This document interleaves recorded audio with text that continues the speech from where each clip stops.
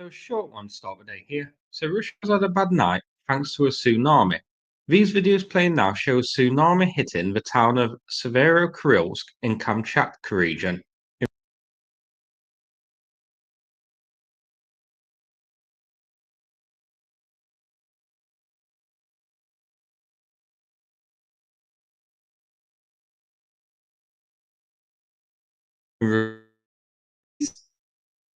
This tsunami was caused after an 8.5 magnitude earthquake off the coast hit the area. Warnings were given, and the governor reported that the civilians went to the high ground. So, even though Russia can't defeat Ukraine, some of them can now defeat Anakin. Here's a few photos that have been shared as well. Claim to be showing the aftermath, but it's hard to tell if the images are waterlogged buildings, potholed roads, seaweed covering fences, trash lying everywhere, and partially flooded roads are as a result of the floods, or just the natural state of things in Russia. Severokurilsk is located here, quite an isolated settlement. I assume the other nearby towns were hit by the tsunami as well, but we don't have videos from there.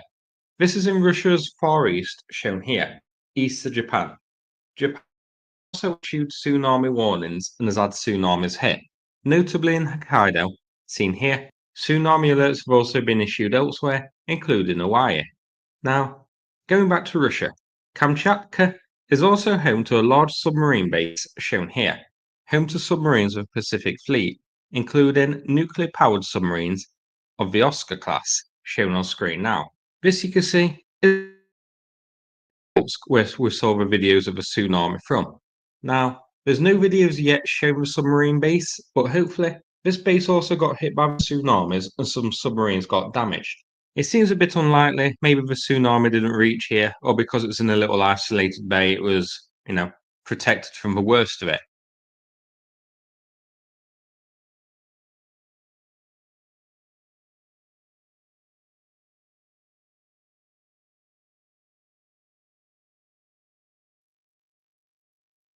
A massive 8.8 magnitude earthquake struck off of Russia's Kamchatka Peninsula. That's just miles from the home of Russia's Pacific nuclear submarine fleet. And this is no ordinary coastline. The quake hit near Vylichansk, the only base in the Far East that can support Russia's nuclear armed submarines. The submarines capable of launching warheads across continents. Already, we've seen tsunami waves of over 4 meters high hitting the region. Civilian ports have been flooded, ships have been destroyed, and power grids are collapsing. But at Vylichensk, the Russian naval base, there's been only silence. There's no photos, no damage reports, and not a word from the Kremlin. And that silence could signal that something more serious is occurring than what Moscow is willing to talk about. So, what's really happening right now with Russia's nuclear fleet in the Far East? It is, in fact, very likely something serious is occurring. My name is Jason Smart. I'm a special correspondent for the Kiev Post, and I've spent the last 20 years studying Russia and the Putin regime and actively working against it, which is why I was blackballed from Russia for life already 15 years ago. Now, I created this channel to get behind the truth. What is really happening within Russia? What is the Putin government really doing? And then get past the lies and get to the truth of what's going on inside of Russia, but also what's happening here, where I am now, Kiev, Ukraine. So if you'd like to help me in this mission, please like this video, please subscribe to the channel, and please be We're Phoenix Energy, a family-owned oil company focused on unleashing American oil from North Dakota as well. Thank you. So first, if we want to analyze this well, we have to understand what's going on. So first thing is that Russia's Pacific Fleet includes at least 3 strategic submarines, and they're all stationed at Velichynsk. We have the Alexander Nevsky, the Vladimir Monomach, as well as a third that's on rotation or in refit. Now, these are not interchangeable assets. All the ships require very specialized docks and deep water piers, cranes, and telemetry systems that only exist at Velichynsk.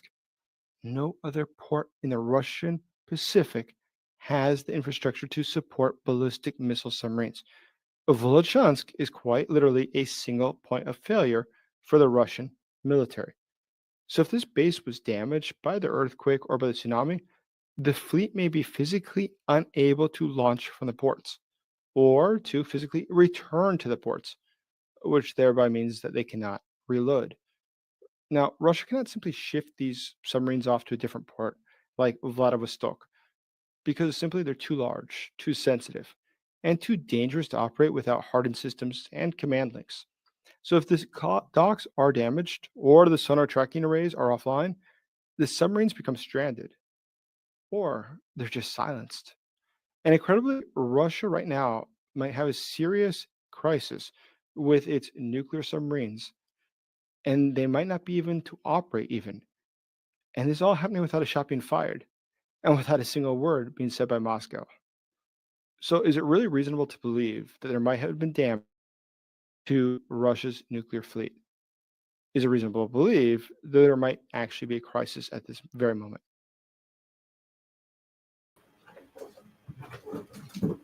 You think there's a crisis in the Russia? Where they only play their nuclear equipment from their nuclear subs that was like probably within 100 miles of the epicenter, land-based wise, of the earthquake, 8 point whatever it was.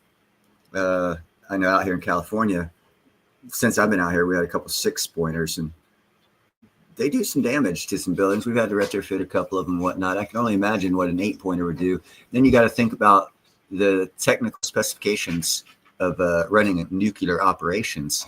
If any of their equipment moved, it's got to be recalibrated. If any of their equipment foundations cracked, they got to be taken down and rebuilt.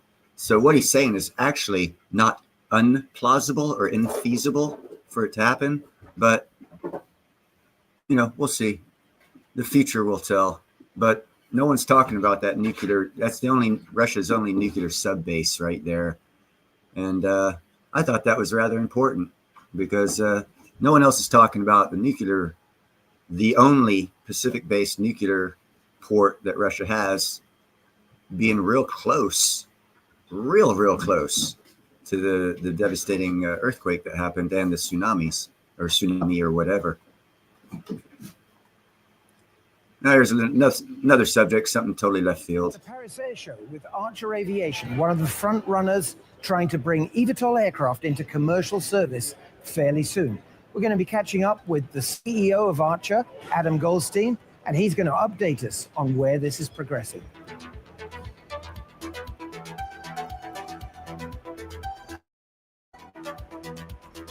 During the Paris Air Show in June, I spent time with Archer's founder and CEO, Adam Goldstein. He spoke about how the California-based company plans to use the United Arab Emirates as a launch pad. And barely 2 weeks later, the company flew the Midnight aircraft for the first time in Abu Dhabi. So, Adam, you are bringing the Midnight aircraft to market. That's your mission. You've been totally focused on it for several years now. Where are you at this point? We're halfway through 2025. Where does this stand? So there's several categories to that question. On the engineering front, the aircraft for many years, and we're deep into the testing phase. So we just started our piloted flight campaign, which is where we're showing all the things the aircraft can do at a point where it's reached a safety level and a confidence level from the team that we can start flying humans. So that's a really exciting part of the campaign. On the regulatory side, we are certifying the aircraft in the US with the FAA. And that has been, a long road that the industry has worked on, setting up all the rules, going through all the testing, and working our way through that part of the process. Now, a correlation of this plane and what he just mentioned about working with the FAA to get certification and how it's a long and arduous process. It was 10 times worse for the nuclear regulatory agencies. And they changed overnight and are now fast tracking things because they want technologies advanced. So it just goes to prove that governments actually create economies through regulation. Just a side note. Process. On the manufacturing side, we stood up our plant in Georgia, opened it last year. And so that is a high-scale aircraft manufacturing plant that can build, a lot of aircraft and upwards of 650 aircraft per year just in its first phase. And so we're putting all those things together now, and the goal is to launch in the UAE this year, where we can start to show what these aircraft can do and really introduce them to the world. See, what he's not telling here again is if you do a little further dive, they say for publicity reasons, they're launching in the AEU and all this other stuff. But what they're not telling you is in the AEU, they don't have lawsuits. So if you try a new technology like a flying plane and the pilot's in there and all the rotors stop and he falls and dies, you just pay the family, $100,000, $200,000 and try again. Humans are expendable in the AEU and there's no laws to protect them. That's what he's not telling you. And he's trying to make it sound cool that they're launching there and they're trying to make it look all kinds of cool because all these rich people in white here are standing by seeing their investments. But what's really going on is they do testing for newer technologies that can damage humans in AEU because of their laws. You can't really sue. Excellent. Well, let's stay in the UAE. Why are you taking this approach? Why go so far from California where you're based and set up what I guess is a trial operation, but you described it for me. What's the theory there behind this exercise? Yeah, so the UAE has been very leaned in for a long time on the industry, and they want to see aviation advance kind of like everybody else does. But what they've done is they've really taken a position where they've said, okay, we want the UAE to be an early market that can open up and really showcase what these aircraft can do. It'll be, a minimal operation where there's a handful of aircraft that we're showing them fly. We're showing community engagement here of what these aircraft can do and introducing them to the world. So the UAE has also been an investor in the industry. And so we're partnered with Mubadala, who's been an investor, IHC, another one of the sovereign funds that's been an investor. And so that's also called research and development. And they're doing it at the expense of the Saudis, not us. Really helped push this journey along. And sort of, reward here is that the world will get to see these aircraft fly, hopefully as soon as this year. Right. So what is it authorities, the GCAA in UAE is going to permit? Is it going to permit piloted flights, but I guess not with commercial passengers on board? Yeah, the goal is to put, as much advancement, behind the industry as possible. So the first phase of this is Archer bringing an aircraft there. We'll start to fly the aircraft. First, we'll do it autonomously, and then we'll start to do it piloted, and that will happen, later this summer. And then the goal is, as we prove out all the safety cases, is to start eventually putting the commercial passengers there as well. Right. And what role will your local partners there, I guess? See, he just admitted what I just said. As they roll out all the testing stuff and get all the testing, so they're testing it and they're using humans to test it. Here in America, that would be very, very, very expensive because of insurance alone. So another business aspect of this is California company wants to sell it, can't do the research and development to finish it off to get it to the final stages for the FAA, has to go somewhere in the world where they can do human test trials using a human aviator in it. And the only place you can go is the AEU. So they're going to make money off of this because of our regulations. That's how that works. I guess that you've got people helping you with vertiports. Do you have a customer there yet? Yeah, there's a whole network that's come together in the UAE to help launch this. So we have a whole ecosystem in Abu Dhabi that we've set up to help launch the product, including Abu Dhabi Aviation, which is a large operator of rotorcraft, I think the largest in the Middle East, who is the customer, who is buying aircraft, and ultimately, will be using them. We have Vertiport partners. And there he just admitted it again. Their first customer is the AEU, meaning they are the initial seed investor of this, and also probably the seed investor because of the regulations in that company, allowing a California American-based company to go over there and do all the testing and take all their money to put this thing out on market and to flow back into the AEU. Partners who are building, electrifying, hybridizing existing infrastructure, building new infrastructure to help build the ecosystem there. There's pilot training, there's maintenance, and so the whole ecosystem locally has come together, to launch this. Right. How many aircraft do you now have flying? I mean, are you using multiple prototypes for this? Yeah, so we just started the pilot test campaign with our first aircraft. There are several aircraft that are about to come off the line as well. And then, of course, we have the aircraft we've been flying, historically. So we're really building up that fleet, and the goal is to get a lot of test hours behind the aircraft, prove the safety capabilities, and then ultimately roll it out. Right. And then I believe you're also resolved over and above the standard eVTOL model What's up, Gold, Silvers, and a Knackers? conventional takeoff and landing model. I think that's connected with work with the military. What's the rationale behind that? It's a safety case. And so what we've tried to do is find the safest way to produce these aircraft and operate these aircraft. And so by having a CTOL capability, it allows us to, operate even in extreme conditions of failure where you can, fly the plane, glide the plane for quite a long time in order to find a proper place to land. It also helps from an energy perspective. If there are certain use cases where you want increased range capabilities, you can take off or land conventionally, which of course would dramatically save some batteries. Mm-hmm. Interesting. You started all this, I think, 2022, perhaps even earlier than that. 2018. That's right. Gold and silver. Yeah, no nukes. I started this story, this live stream off. If you go back to the beginning, watch first couple minutes. Everyone's talking about the earthquakes, tsunamis, and all this other stuff. And I was just laughing last night. And people were all talking about this stuff. And I'm like, well, that all that is secondary. The most important thing about this tsunami that no one talked about and the earthquake was it was like 100 miles away from Russia's only nuclear submarine port. And if you know anything about the infrastructure of nuclear submarine ports, and that being the only one for Russia, I can't believe no one else was talking about it, because that's the big story. But now we're going into this one. It's been a long time. Has this been more complicated than you thought over time? Silly question, really. It has been a journey, let's put it that way.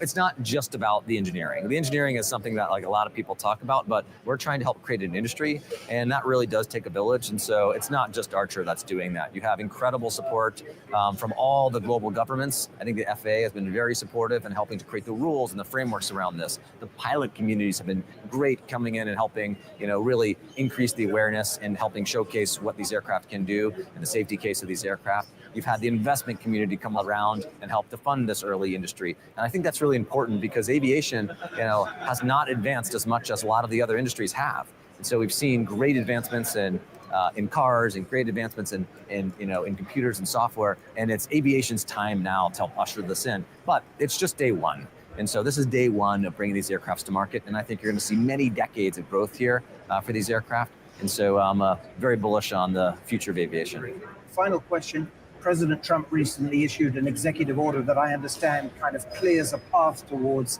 some pilot programs. Do you think that will be significant? How might that help you? I think the biggest reason why it's significant is the White House is saying this is important. And America wants to take a leading position in aviation and help show that to the regulators and to the world that they care about this. And so that's helped really create a lot of attention and focus on it. And I think you're going to see over time here incremental steps that they're taking to help bring these aircraft to market. And that was really just the first big one that was announced, but you're going to see more and more steps announced to help us find these pathways to do it. Obviously, the goal is create things at a very high safety standard, but also make sure we do get them to market because the world is not standing still. The world is moving. And so we have to make sure that we can actually bring these aircraft to market, clear the pathway, and ultimately launch a new sector. Well, if all of this goes to plan, in theory, let's say around this time next year in 2026, you could potentially be one of the first customers for these new eVTOL air taxi services.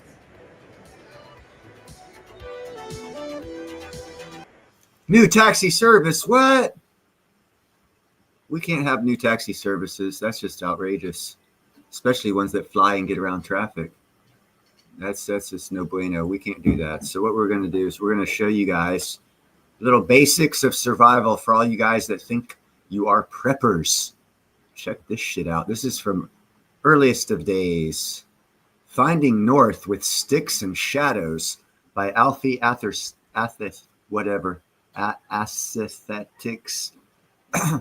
Real interesting stuff here. Dang it, you've lost your compass.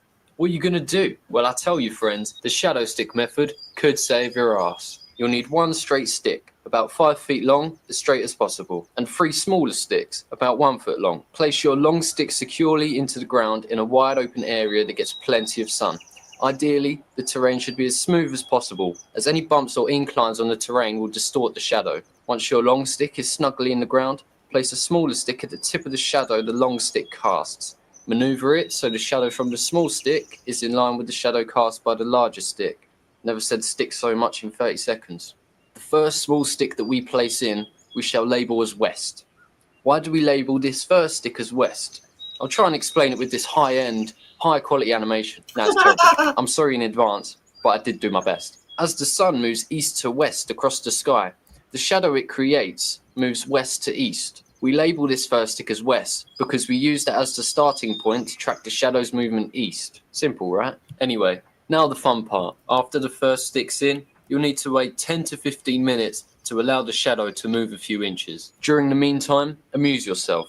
Sharpen them sticks up, eat some blackberries. After 10-15 minutes are up, you'll notice that the shadow has moved significantly away from the starting point. Place another stick at the tip of the new shadow. Now all you need to do is repeat this process one more time. Wait 10 to 15 minutes, then whack the third stick in. You'll clearly see it's heading in a specific direction. This direction is east. Once you have 3 sticks in the ground, it's time for the grand finale. Grab a straight stick as straight as possible and lay it parallel to the 3 sticks. This stick creates your west to east line, and from that we can determine north and south. Just to confirm it's legit, I'll lay my compass down and see if it's accurate. Boom, it's pretty accurate. North, south, east, west. Done. And that's how you find north using sticks and shadows. A nifty little trick to have under your belt. Peace, bros. The best investment you can make is in. Peace, bros. Peace.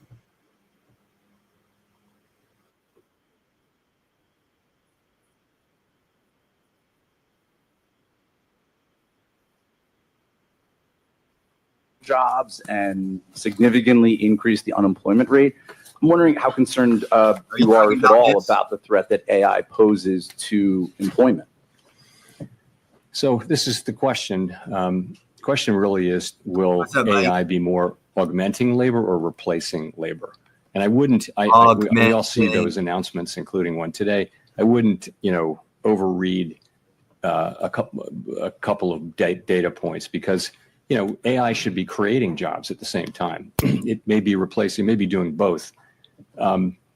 Anyone who's done any work with it, with AI, will have been a little bit stunned at how capable it is. And it's just a different thing. So I think this is something that certainly has transformational potential.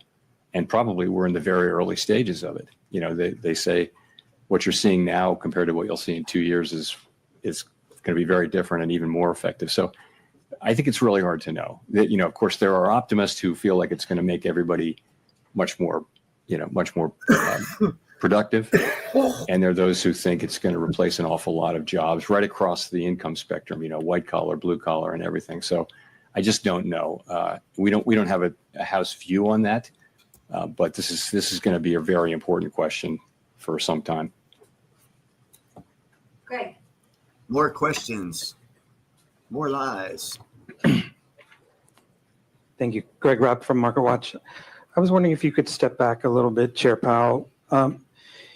There's a spate of articles and a lot of op-eds now in the newspapers saying that the U.S. economy and the global economy is going through this profound change, akin to the end of the Bretton Woods era in the 1970s. And don't you owe the American people some sort of like explanation for what we're going through? I mean, I noticed earlier this month when you talked about Bretton Woods a little bit, and you said that Bretton Woods, the Fed staff had to like change how the dollar movements of the dollar was impacting the economy. Are we going through something like that now? That, are you having to change how you do monetary policy? Is it that fundamental a change underway? Thanks. That's a good question. What's up, Gold? It's certainly a time of real change. From a geopolitical standpoint, from a trade standpoint, from an immigration standpoint, you see this not just here but everywhere. So there's quite a lot going on. It doesn't change the way we do monetary policy in the near term. I mean, but and it doesn't change our objectives or what we need to do. And exactly. these things are not really our issues. They're really issues for elected governments. All of those issues are really for elected governments. But there's no question it's a time of real change and very. Well, see, what he's not telling you is he works for a private company. There have been many. He works for a private company, and they're taking, I don't know what, $420 billion a year from us in extra interest rate payments that we don't have to have because he's working for the people who keep the interest rates high to make that extra $420 billion every year because the interest rate's too high. We do expect to see more of that over the course of the summer. It takes some time for tariffs to work their way through the chain of distribution to the end consumer.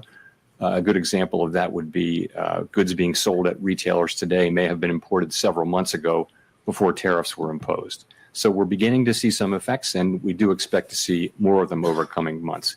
We do also see price increases in some of the relevant categories like personal computers and audiovisual equipment and things like that are attributable to tariff increases.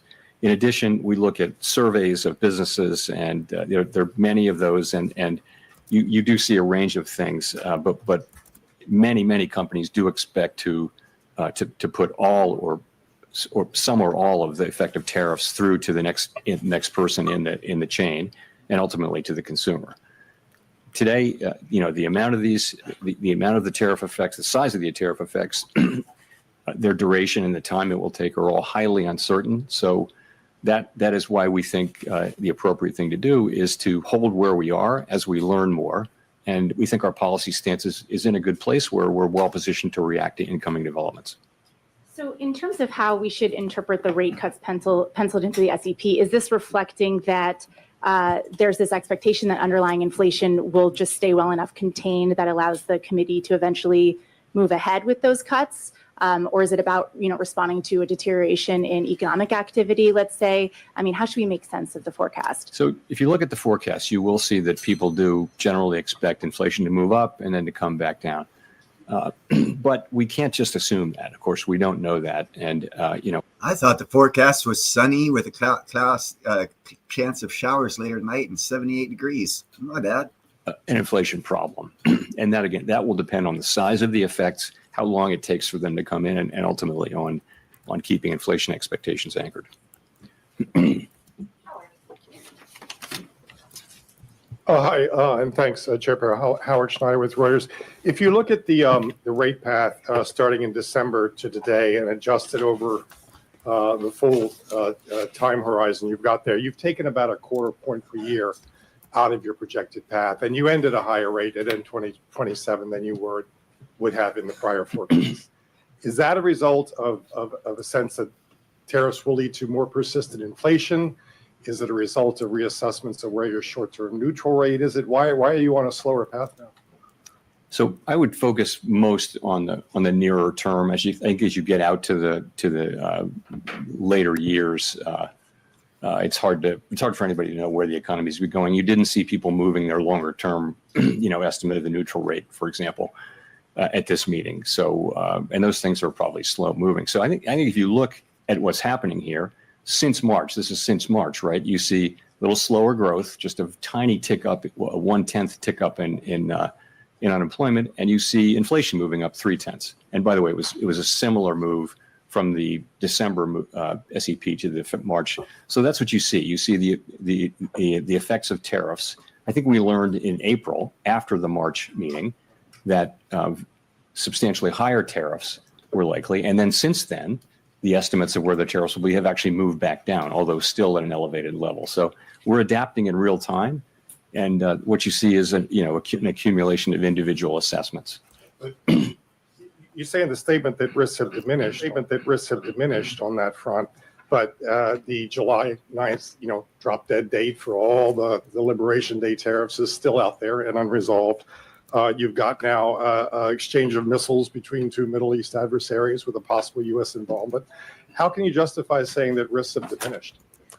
So what we said was that uncertainty uncertainty about the economic outlook has diminished but remains elevated.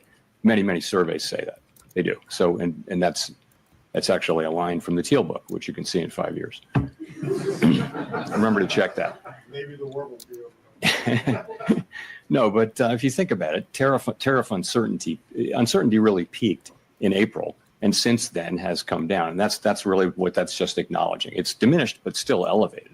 That it's uncertainty. So I think that's an accurate statement.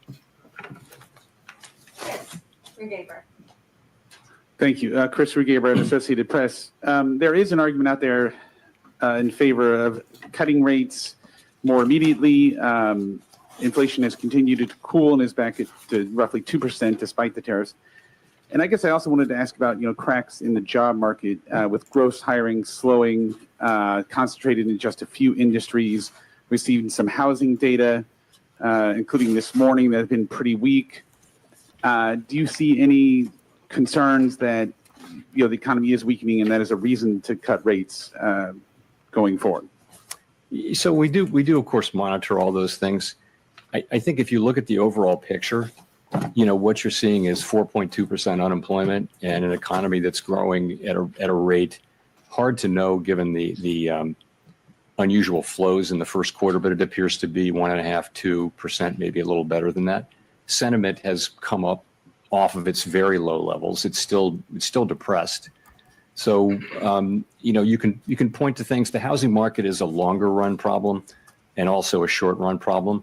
I don't think it's indicative of basically the situation is we have a longer run shortage of housing, and we also have high rates right now. I think the best thing we can do for the housing market is to restore price stability in a sustainable way and create a strong labor market. And that's the best thing we can do for the housing market. You asked about the job market. Again, look at labor force participation, look at wages, look at job creation. They're all at healthy levels now. I would say you can see perhaps a very, very slow continued cooling, but nothing that's troubling at this time. But we watch it very, very carefully. So overall, again, the current stance of monetary policy leaves us well positioned to respond in a timely way to economic developments, and for now, and we'll be watching the data carefully. Well, just quickly on, given that there are concerns inflation will rise, but there is the alternate scenario that tariffs would create demand destruction and slow growth sufficiently, and that would perhaps keep a bit of a lid on inflation.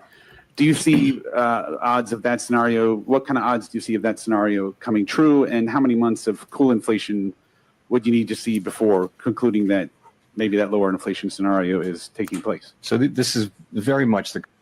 Mo, I got pissed off when I heard they wanted to give us tariff money. That money should be used to pay off the national debt and get our country out of the shithole problems that we're having right now. I don't want them to send any of us any of that freaking money.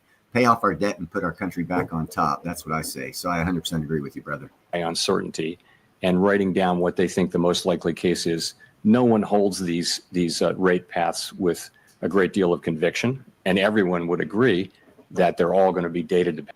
Well, since we're getting off path there, Mr. Mike, I've actually sat in the cockpit of some of those Blue Angels because their home base is at Pensacola, Florida. I think it's Squadron VT-12, I think is the hangar that they house those at. We see, when I lived there, we saw them fly all the time.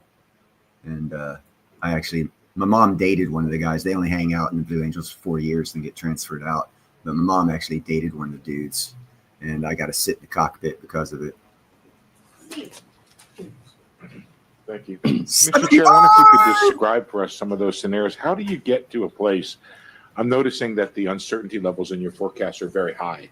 Sweet How do no. you get to a place where you have the confidence in the outlook for, say, inflation and or growth or the unemployment rate? How many months does it take, and what do you want to see in the data to get to that level of confidence to actually reduce rates off the restrictive level? So it's very, very hard to say when that will happen. We know that the time will come. It could come quickly. It could not come quickly.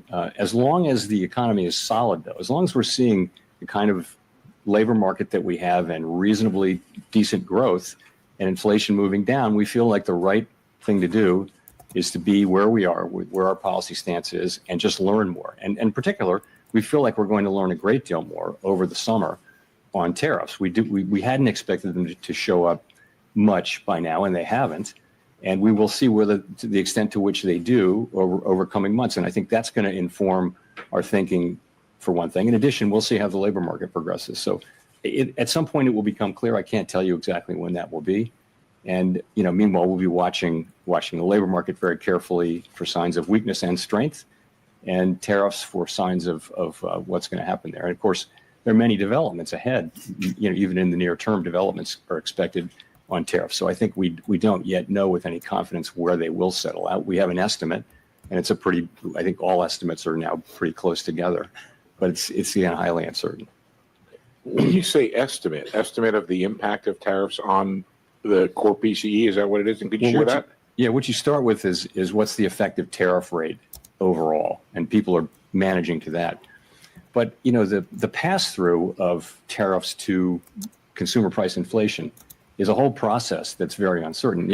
As you know, there are many parties in that chain. There's the manufacturer, the exporter, the importer, the retailer, and the consumer. And each one of those is going to be trying not to be the one to pay for the tariff. But together, they will all pay for it together, or maybe one party will pay it all. But that process is very hard to predict. And we haven't been through a situation like this. And I think we have to be humble about our ability to forecast it. So that's why we need to see some actual data to make better decisions. We'd like to get some more data. And again, in the meantime, we can do that because the economy remains in solid condition.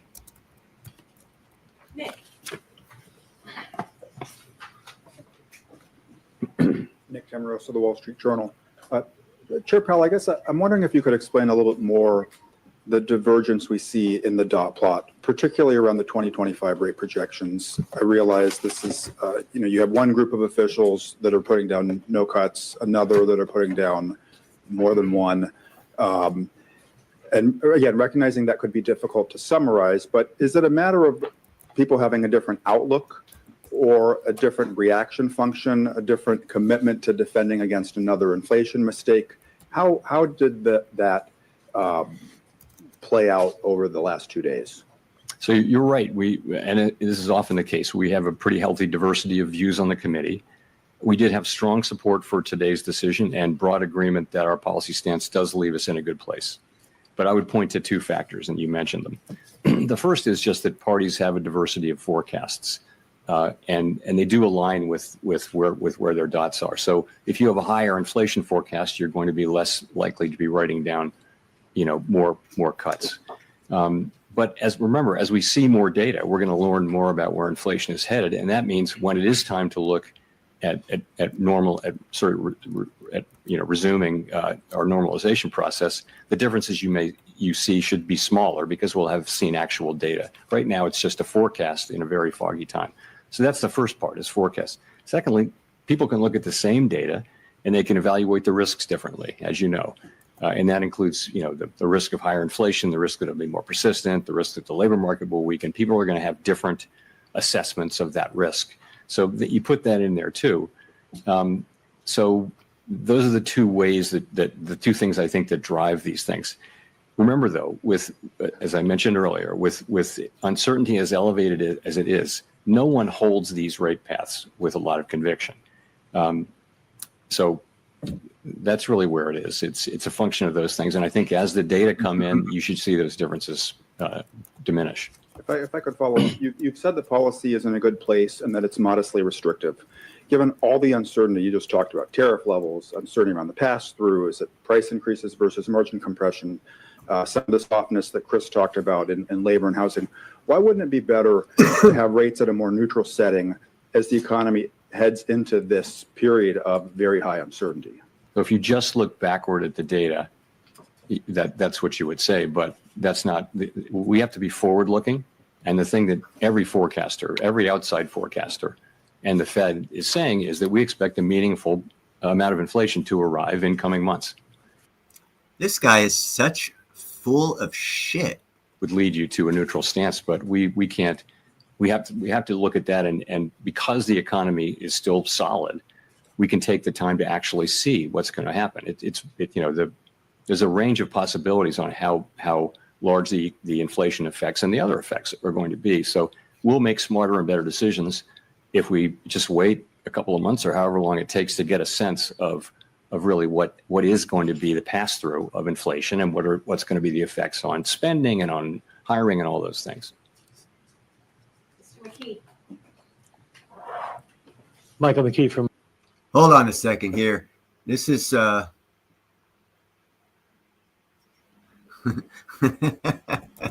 this is for Nickel. I have to stop everything. We need a moment of silence for Nickel.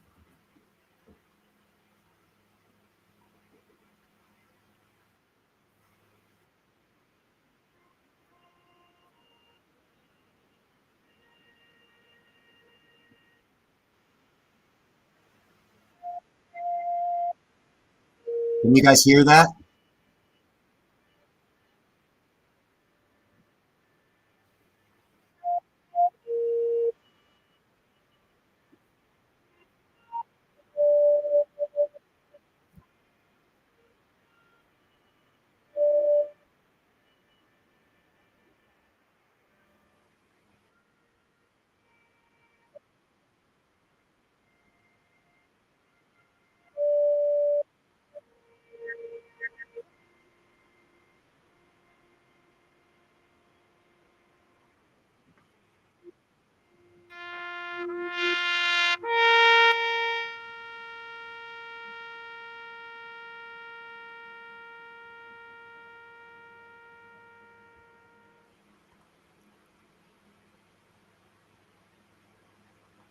That was for Nickel. Sorry about that, guys.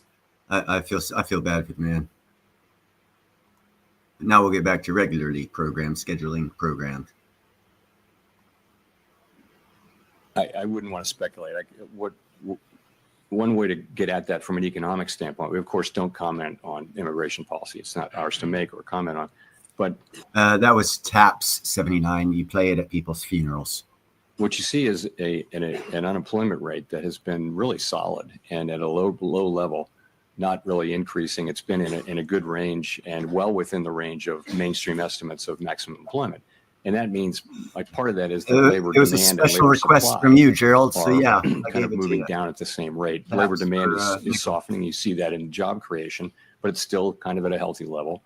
And labor supply is diminishing because the immigration numbers that we see are much lower than they were. So those two factors, supply and demand, that's what has kept the unemployment rate in a reasonably stable place. Sorry, Davey. Thanks. The other thing I wanted to follow up on is if you could elaborate on the potential changes to the SCP that you suggested were part of the framework review, I think.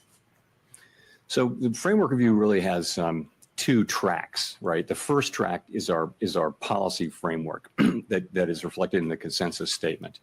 And we've said that we would finish that and announce it by the end of the summer.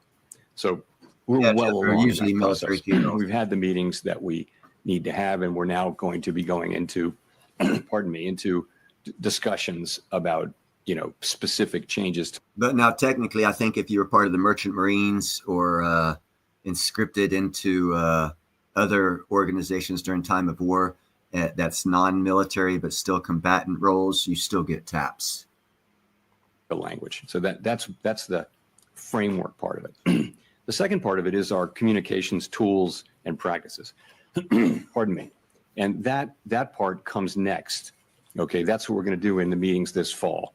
Actually, what we did at this meeting, though, is we sort of prepared the ground for that. We had a meeting where we talked at a high level about a number of ideas. The SCP is part of it. Many other ideas. It's sort of, how do we think our communications can be improved?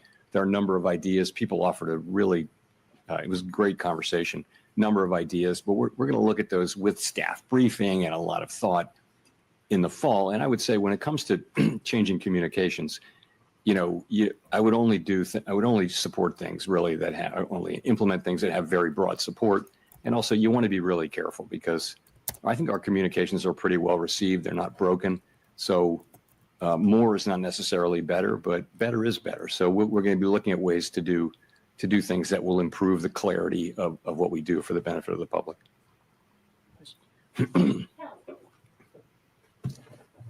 Thanks, Chair Powell. Kelly O'Grady, CBS News. You're famously known as... Hi, check this out. We are kind, helpful, and grateful. Let's keep it that way and chat. Thank you very much. As the guy that makes decision based on data instead of speculation. You said today the inflation data is in a good place. We don't know how tariffs are going to impact prices going forward. That's uncertain. But I've got to go back to the last time that you cut rates in December, and there was still the what if of tariffs. So what made you feel comfortable cutting then when inflation was higher than where it is today and you didn't cut today? Well, the forecast for inflation in December was... Boy, she just fucked him with that question, didn't she? 2.5 core PCE for 2025. The forecast was now the lies come, which was a good inflation forecast. I think what we've learned is that, and this was long before we had any idea of what the actual policies would be. We've learned that tariffs are going to be substantially larger than forecasters generally thought. And, we don't, our forecasts are generally not particularly different from those of other, well-resourced forecasting operations. So what we learned, and particularly in April, was that very substantially larger tariffs were coming and that would mean higher inflation. That's what happened. And so you saw 2.5% forecast in December, you saw 2.8% in March, and you see 3.1% now. So it's 0.6 higher inflation for 2025. And that's a big part of the change. And that's due to the effects of the tariffs that we don't know where they're going to land, but it's pretty apparent they're going to land higher than outside forecasters were really guessing at the end of last year. My follow-up to that, I think consumers, right, we're looking for relief on rates when it comes to mortgages, car loans. Small businesses want to take out more manageable loans. When you look at the cumulative inflation over the past 5 years, prices have risen over 20%. It's been a rough road. So what is the tipping point then for the wait and see approach in terms of how much it's going to help versus when it hurts the American consumer? Well, I mean, we're trying to restore price. Best thing we can do for the public that we serve at me is squirming. restore price stability. If we can, and we will, restore price stability, meaning 2% inflation on a durable, sustainable basis. That, and also maximum employment. If we restore those things, that's the best thing, and that is our goal. The best thing we can do for the American people, for households and businesses, that is the ultimate thing that we can deliver. And they can make their decisions without having to think about inflation all the time. So in the meantime, we have to keep rates high to get inflation all the way down. They're not very high. Let's be honest. I would say policy is modestly or moderately, probably modestly now restrictive. If you look at the economy, it's not performing as though it were performing under. So this guy makes a lot of money running the Federal Reserve, and he doesn't even know how to talk right. Modestly restrictive. And so what it will take is confidence that inflation is coming down. Now, I would say without tariffs, that confidence would be building, because if you see what's happening with non-housing services and housing services. What, now he likes tariffs? This is amazing. Good thing I muted that at the right time, because now we missed that cute little girl in bed. Or about tariffs, I don't know what the right way for us to react will be. I think it's hard to know with any confidence how we should react until we see really the size of the effects, and then we can start to make a better judgment. So that's what we're doing, and I think we can take the time to do that because unemployment is 4.2%. Wages are moving up. Real wages are moving up at a healthy clip now. And inflation is 2.3% headline inflation over a 12-month basis. So it's a good economy and a solid economy with decent growth. Thank you, Chair Powell. So you're saying that uncertainty has come down, the economy is moving at a solid pace, inflation has come down over the past 3 months. And this is all moving in the right direction. So are you indicating here that Americans should expect some sort of economic pain in the second half of the year? Yeah, but he's working for the people that are getting the not saying that at quarter all. trillion a year in From our extra standpoint, interest. what I can say is that the U.S. economy is in solid shape. Inflation has come down. The unemployment rate remains at 4.2%. As I mentioned, real wages are moving up. It's a good job creation is at a healthy level. Unemployment, again, as I said, low. Labor force participation in a good place. So, see, one reason why I knew this was what coming we're waiting for to reduce was because I've been in this union out here, Iron Workers Union, for 30 years. And we do contracts. It's 10 contracts. Every 3 years we do contracts. And we signed the largest pay raise contract in the middle of last year that gave us, just on the paycheck over 3 years, it's going to be like $2.30 a year for a total of $7 just on the paycheck, which is the largest pay raise on the paycheck the Iron Workers Union's got in 30 years. So that was a definite indicator for me. the exporter, the importer, the retailer, ultimately somebody putting it into a good of some kind, or just the consumer buying it, and all through that chain, people will be trying not to be the ones who pick up the cost, but ultimately the cost of the tariff has to be paid, and some of it will fall on the end consumer. We know that because that's what businesses say. That's what the data say from past. So we know that's coming, and we just want to see a little bit of that before we make judgments prematurely. And follow up on that. So you spent years though talking about how you're data dependent, and be a little more direct on this. Now you're making decisions looking forward. Doesn't the data you're seeing today? Thank you for stopping by, Nackers. Appreciate it, brother. Sleep well. No, I mean, your monetary policy has to be forward-looking. That is elementary. You've got to be looking. I always talk about the incoming data, the evolving outlook, and the balance of risks. We say that over and over and over again, right? So it's always forward-looking. If at the very beginning of the pandemic, we cut rates to zero immediately. Nothing had happened. We just knew that it was going to be really bad, right? So we took very aggressive forward-looking because we knew things were going to be unusually difficult.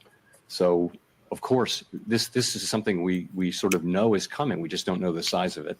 And again, the economy seems to be in solid shape. So the labor market's not crying out for a rate cut. Businesses, were in a bit of shock after April 2, but you see business sentiment. You talk to business people now. There's a very different feeling now that people are working their way through this, and they understand how they're going to go. And it feels much more positive and constructive than it did 3 months ago, let's say. So again, we think that our current stance of monetary policy is in a good place. And they like us school kids. Thank you. I'm Amara Mokway with Bloomberg. Chair Powell, in February, you told Congress that the Fed is, quote, overworked, maybe not overstaffed. Then in a memo to staff in May announcing a deferred resignation program at the Fed, Talk to you later, you said you wanted to ensure that the Fed was, quote, right-sized. Those two statements appear to be at odds with one another. Could you explain what changed in the roughly 3 months between those statements that made you decide that staff levels at the Fed should decline? I don't see them at all as intention. So I was asked, is the Fed overstaffed? And I said, no, and I sort of said as a pun, overworked, but not overstaffed. People do work extremely hard at the Fed, and I know they work hard at Bloomberg too. So, but we work hard. But I would say this. So we are careful stewards of public resources. Bullshit. And sometimes you need to show that. So there have been several times in our history, modern history, where the Fed has said, you know what, we're going to do a buyout. We're going to show the public, we're going to demonstrate that we are good stewards of public resources. So we thought, and I thought that this is a time when we can, we grow at about, our headcount has grown at about 1% a year. So over the course of a couple of years, we're doing a careful scrub of the board and all the reserve banks, and we're going to find 10% of employees who can do something else, where we can streamline our operations, and we think we can get there in a couple of years. We think we can do that, and we think this. Teenagers are Man, that guy lies so much he's while the stumbling only over his AI you own know words. is ChatGPT. Let's be real. This is without taking risk to carrying out our critical missions. So this is something you do very carefully, thoughtfully, and you do it, again, respecting that we have critical missions to carry out. I've had a lot of experience in my prior careers, with headcount reductions and things like that. And this is how you do it professionally. You do it carefully, thoughtfully, with a lot of planning, and you do it over a period of time. I think the Fed will be fine. I think no one will notice any decline in our ability to carry out our missions. And I think it's just us wanting to demonstrate to the public that we are actually good stewards of their resources. We're effectively wiping out 10 years of headcount growth with this. So, I mean, we wanted to show that, that we're good stewards. How is progress on reducing headcount going so far? Are you on track to meet the goal? We're just at the very beginning. As you know, we're doing a buyout program. We're gonna hit that goal. I think many organizations find that they can do this. You don't want to do it every year or anything, but you can do it at intervals, and you wind up not interfering with your ability to perform your jobs.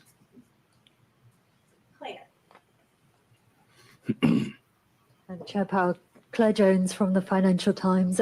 As you're no doubt aware, the Senate Finance Committee has tabled its version of the reconciliation bill this week, and I was wondering if you could tell me a little bit about the tenor of the debate at the FOMC over the past few days on fiscal policy and the degree to which that influenced people's projections for 2026 and beyond. Thank you.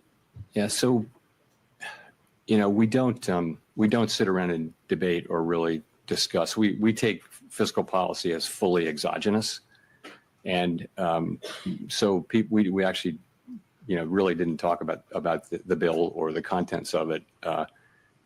It's still evolving. When it gets closer, remember also we have a very, very large economy, and the effects will be at the margin, I expect that they may already be in, but they will be in by the next meeting. We'll make an estimate, but it's not a major thing. It's nothing that we discuss. It may have been mentioned a couple of times, but as something that's coming in. But I think the outcome is, we don't know the outcome yet there, so hard to be real specific. Why aren't you there, 79? Neil. Thanks, Chair Powell. Neil Irwin with Axios. There have been some cutbacks in economic statistics collection in the last few weeks, and worries that long-running problems around funding and response rates may be getting worse. How much is this concern on your radar? How much confidence do you have that the gauges you're watching to assess the economy are reliable right now? Two things. One, the data we get right now, we can do our jobs. I'm not concerned that we can't do our jobs. That's not the point. The point really is that we are starting to see layoffs and important gatherers of data are saying that they're having to cut back on the size of their surveys. That's going to lead to more volatility in the surveys. I think we should take a step back and, from our standpoint, and I think the standpoint of businesses and governments and everyone, having really good data on the state of the economy at any given time is a huge public good. It helps, just doesn't help the Fed, it helps the government, it helps Congress, it helps the executive branch. More importantly, really, it helps businesses. They need to know what's going on in the economy. The United States has been a leader for many, many years in this whole project of measuring and understanding what's happening in our very large and dynamic economy. And I hate to see us cutting back on that, because it is a real benefit to the general public that people in all kinds of jobs have the best possible understanding of what's happening in the economy and hence what's likely to happen. It's very hard to measure what's going on in the U.S. economy. If you read, there was a book called, it's really remarkable how many things you need to understand to estimate U.S. GDP. Very, very difficult. And it's so important that we get it right. I just would say it's not a place I would want to keep investing in that, for the good of the general public. Victoria.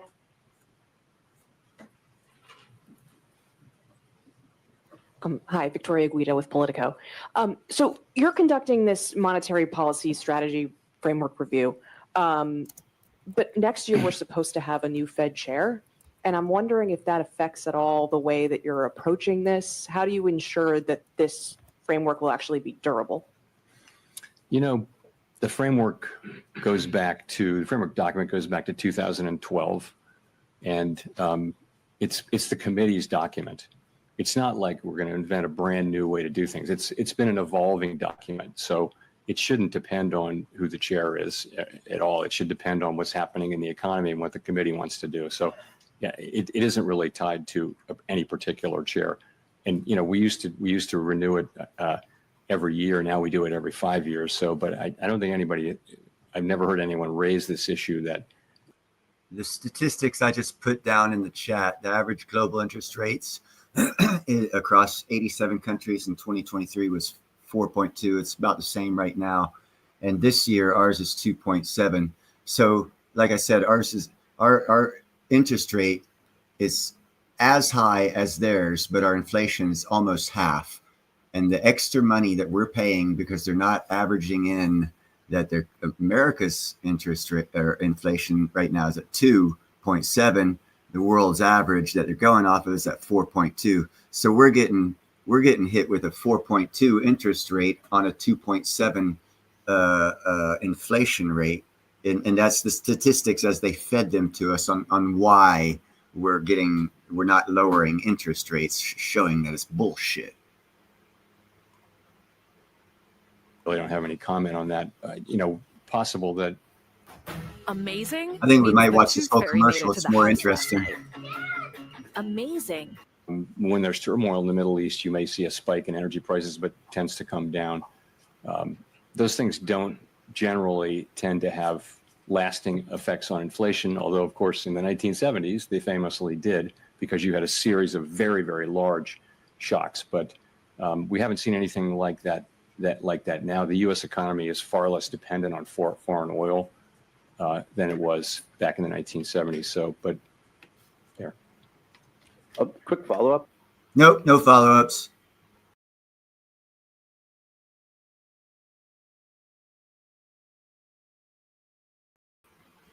Nothing but a brick wall.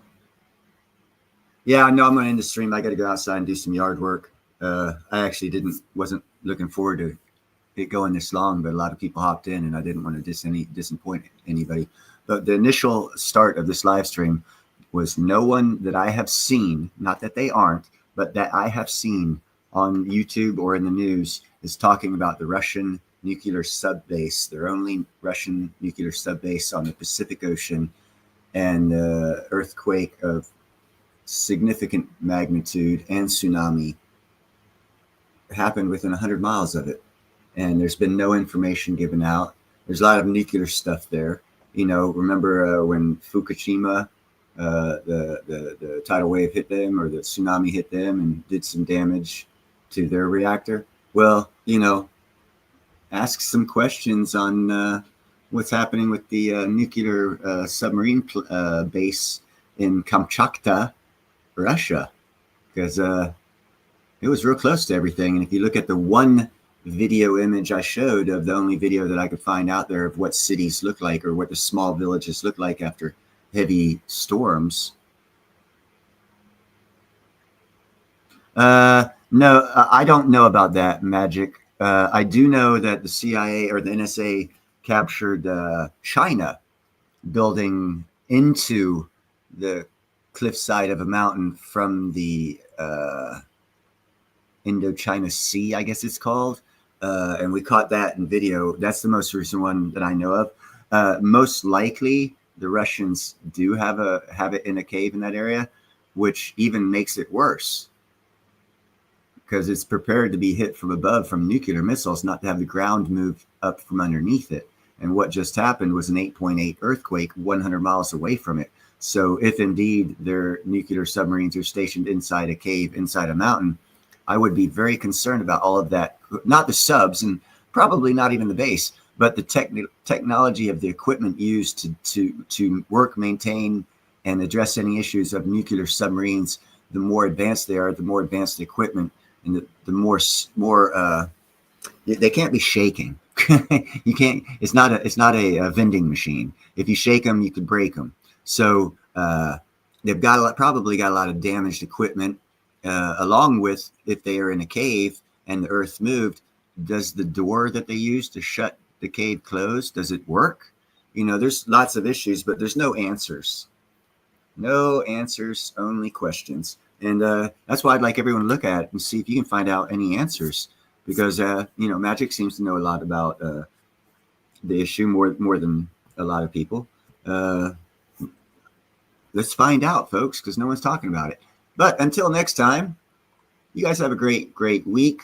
Remember, it's hump day, so drink something nice and take advantage of that hump day. I'll talk to you later.